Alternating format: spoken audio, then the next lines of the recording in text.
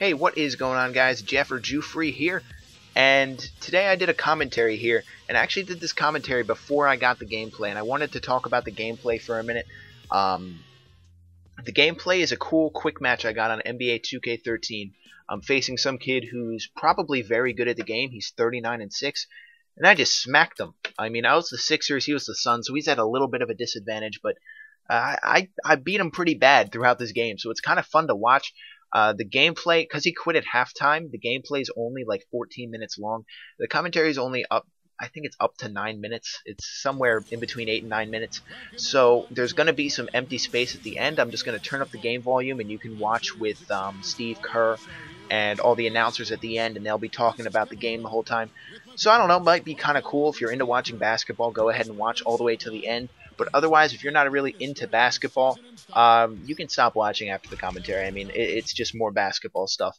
So anyway, about the commentary, I don't know whether I actually hit the point I wanted to, but it's still, in my opinion, a very good commentary. It's my first real commentary where I sat down, thought of my own creative random topic, and talked about it. So, you know, it's a step forward. It's a step forward from all the constant updates I've been giving you. So hopefully you guys enjoy it. I'm not going to talk any longer. I'm just going to let myself talk, my past self talk in the future, whatever. I hope you guys will enjoy the commentary, and I'll see you later. Hey, what is going on, guys? It's Jeff here, and today I'm just going to talk about something that, you know, I feel like we should all go back and look at, and it's the fact that a form of media seems to be dying right now. And I'm not really going to talk about newspapers today. You know, maybe that's a future conversation, but I'm talking about the death of the magazine. And I know a lot of people who watch these videos, you know, you're 12, you're 13, and the internet's been around your whole life, and you really didn't actually, you know, read magazines all that often. And I'm part of that generation. You know, I'm 17. I was around before the internet was huge, but, you know, I was like 6 years old. So I don't really know if that counts, but I was kind of an exception. I always loved reading. I love absorbing information. I don't know why. You know, it certainly doesn't run in the family looking at my parents, but just for some reason, I really like absorbing information. I love reading an article. I love watching a video, you know, and I'm really good at reading, if that makes sense. Like, I read really quickly, so I was always into reading magazines and, you know, cool books and stuff. I know right now I still subscribe to a few magazines. I know I get Time, I get Auto Week, I get Car and Driver, you know, I get Newsweek, and it's dying out slowly but surely. I mean, these magazines are becoming cheaper and cheaper and cheaper. Their margins are getting lower and lower and lower, and they're just going to cease to exist soon. And I feel like, you know, anytime something dies out, anytime, whether it's a living thing that goes extinct or a person who dies, or, you know, even a form of media that's going out, I feel like we need to talk about it and talk about the pluses and minuses of that form of media, and talk about, you know, whether it's a good thing that it's going away. Now, the magazine has been a primary source of information for everywhere in the world, from poor countries to, you know, the United States, for about 100 years. I mean, they weren't really big until the early 1900s. I know Time was really huge during the 20s and on. You know, they were all famous during World War II for all of their commentaries on that. And the magazine has transformed. It used to be almost like a newspaper. You know, it would come out every day or few days, and it'd be the news from the past few days, and you wouldn't really know. Like, it would just report the news. It would be straight news. Basically what the internet does today, right? What Twitter does, what Facebook does. Now, since the late 90s, it's kind of twisted more toward analysis of the news. It's now assumed that when you get a magazine, you know what happened the past week. You know that this person got shot, that this country got invaded, that this team won the game. They're just talking about why it happened and their opinion on it. And, you know, that's a change that really kind of signaled the beginning of the end.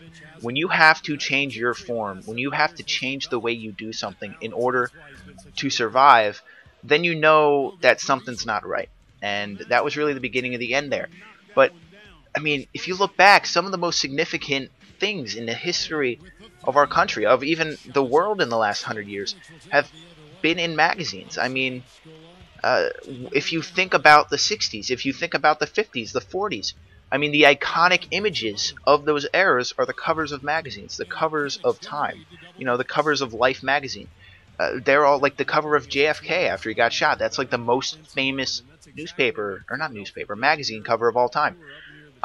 It's such a big piece of our history. And I know I sound like a book nerd. I sound like, the person that spends all day reading. I really don't, I'm obviously here on YouTube. I'm working with Spire. I play sports. I talk to friends. I hang out. Until last week, I was hanging out with my girlfriend a lot. That ended. I'll talk about that in a future video. But I don't know why I have such this attachment to magazines. I know my AP Gov teacher was talking about it today, and she brought up a ton of really good points about, why this is a big deal, why we should care. Because it's not even the fact that magazines are dying out. It's the fact that we don't know what's going to replace it.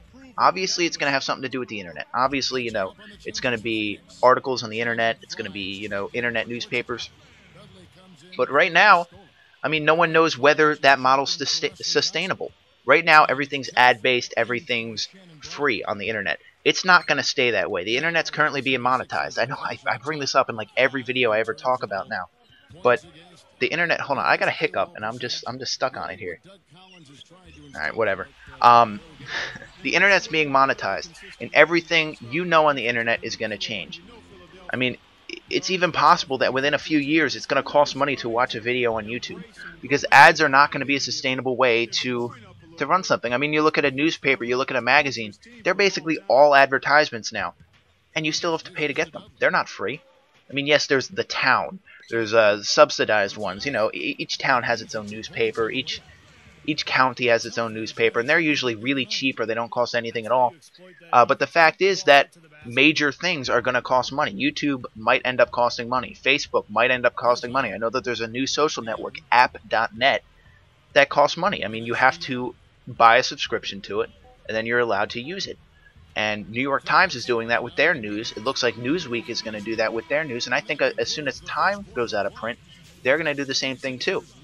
Information's not going to be free anymore. The death of one form of media means that another one needs to take over. And I know that it seems like internet's been king for a while now, but it's almost like China, if that makes sense. It's like it's the biggest and it might be the best, but it's not the most efficient. It's not, the best way for people to make money. It's not the best. I don't know where that analogy was going, but if it makes sense, no one's really making money off the internet right now.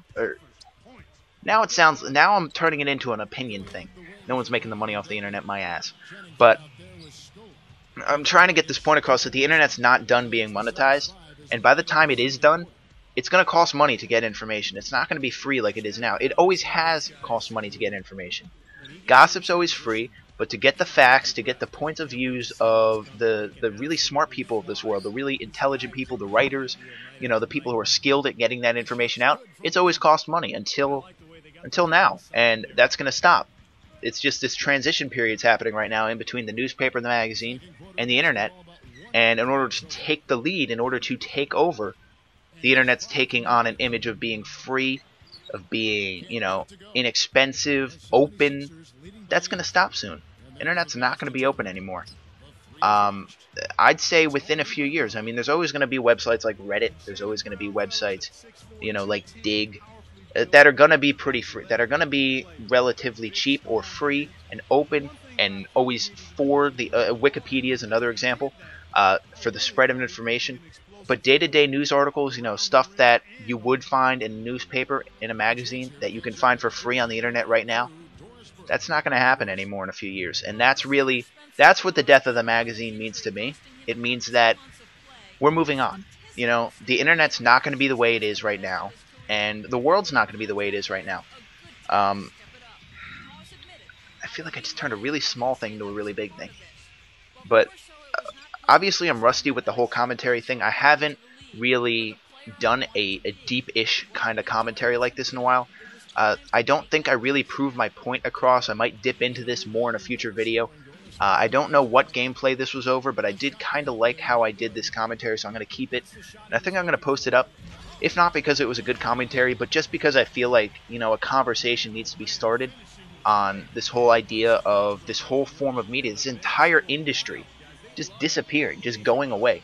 So leave a comment. Let's start a discussion in the comment section. I know there's going to be like 3 people commenting, but I feel like this is a significant piece of, you know, what America is and what the world is right now, and it's dying out. And, you know, I feel like a discussion is more than warranted. So I hope you guys enjoyed the gameplay. It's probably NBA 2K13, an online game, maybe some highlights of it. Might also be some Call of Duty. I'm going to record it right after I'm done talking here. So, yeah, hope you guys had a good time, and I'll talk to you later. Go ahead and hit that sub button if you want to. Hopefully it won't cost you money right now. I know it's free right now. Might cost you money in the future. And I'll see you guys. Peace. The 76ers. Dragic kicks to O'Neal. Pass to Scola. Beasley. And so he draws the foul on the shot. A trip to the line to shoot two. For Phoenix, Michael Beasley. Well, we saw what Michael Beasley was able to accomplish back at Kansas State. Tremendous production that led him to become the #2 pick in the 2008 NBA draft. But he's yet to make that kind of an impact in the NBA. He still needs to put it together and be more consistent. Nick Young's checked in for Evan Turner. Well, he's wide open there, but really struggles from that range. Maybe there's a reason he's open. Scola sets a screen for Beasley. Fires from deep. Rebound by the 76ers. And Clark, when you think about Michael Beasley, who, by the way, is a great friend of Kevin Durant, who grew up together in the Washington, D.C. area, and Beasley with that tremendous natural talent, what does he need to do to really unleash it? Well, I think part of it is just attitude and effort on a consistent basis, because he's a terrific scorer. He's not rebounded at the level in the NBA that he did in college, and that's a mindset. But I think he's just got to really commit to giving the effort consistently. And Young kicks to Ivy. That one goes. Count it. And the 76ers lead by 12. Well, that makes 5 of their last 6 makes coming from inside. Yeah, really focused on getting the ball into the paint because they're taking advantage of very porous defense down there. Beasley outside. Here's O'Neal. Kicks it out to Beasley. Three-pointer. Shot is off. And Philadelphia the other way now. Young dishes to Young. The feed now to Ivy. He passes to Hawes. Puts it up. And the 76ers tack on 2 more. Suns trail by 14. Dragic kicks to Brown. Misses the 3. Boy, that's a surprising miss right there. He usually feasts on those wide open opportunities. Young, he's guarded by Dragic. Knocked away. Young passes to Hawes. Ivy jacks up a 3. Richardson dishes to Young. Goes back up. And it's Phoenix with the rebound. Pretty good defense there. I mean, that's a shot that he can make, but they really challenged him. I like that foul. You don't want to give up an easy 2 in transition. No, you don't want to give up a layup. Make him earn them from the stripe, and maybe you get a break and he makes only 1 of the free throws or misses them both. Good on the second free throw. There's 10 seconds left to play here in the half. Now here is Holiday for 3. And Nick Young, good for 3. Young's got himself on the board with 3 there. And here's 5 from the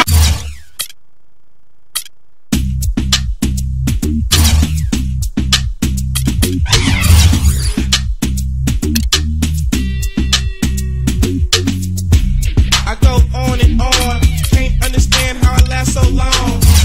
I must have Just point out the bounce. Show me the bounce. Yeah.